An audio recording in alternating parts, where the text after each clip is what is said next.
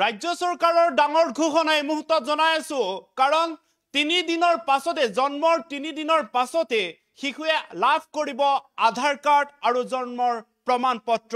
এই মুহূৰ্তত জনাইছো এক গুৰুত্বপূৰ্ণ খবৰ কেবিনেটত লোৱা হৈছে এই সিদ্ধান্ত এই কথা ঘোষণা কৰিছে মুখ্যমন্ত্ৰী ডক্টৰ হিমন্ত বিশ্ব শৰ্মাই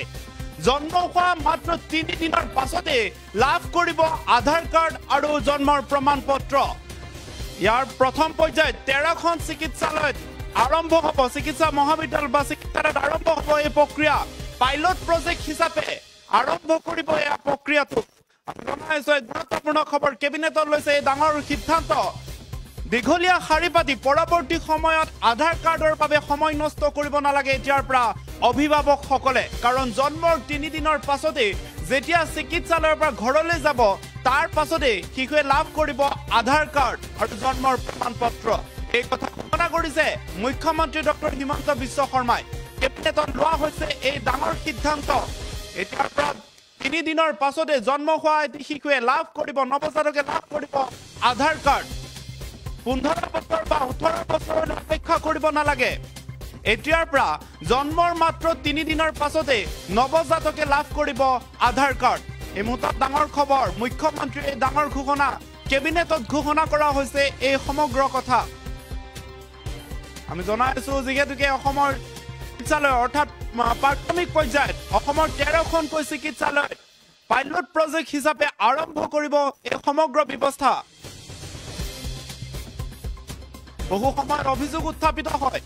বহু সময়ত বহু প্ৰশ্ন উত্থাপিত হয় জন্মৰ প্ৰমাণ পত্ৰৰ লগতে আধাৰ কাৰ্ডৰ নামত বিসংগতিৰ বহু কথা সোমাই পৰে তেনেস্থলত এবাৰ জন্মৰ প্ৰমাণ পত্ৰ আৰু আধাৰ কাৰ্ড 3 দিনৰ ভিতৰত লাভ কৰিব এটি নৱজাতক শিশুৱে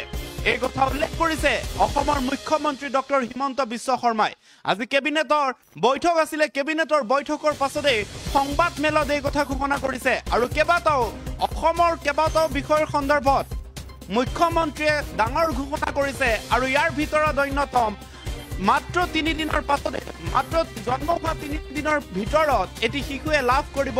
আধাৰ কাৰ্ড আৰু অভিভাৱকসকলে দীঘলীয়া সময়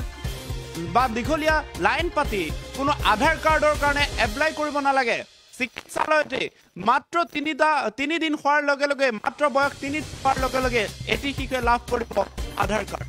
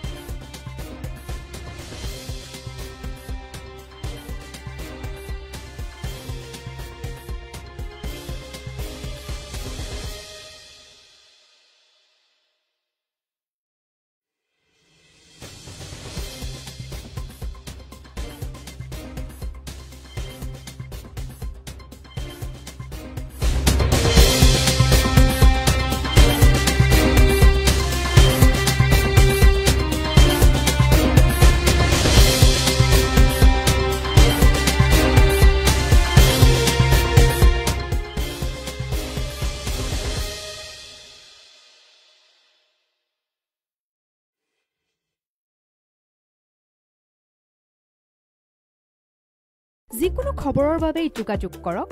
7099017330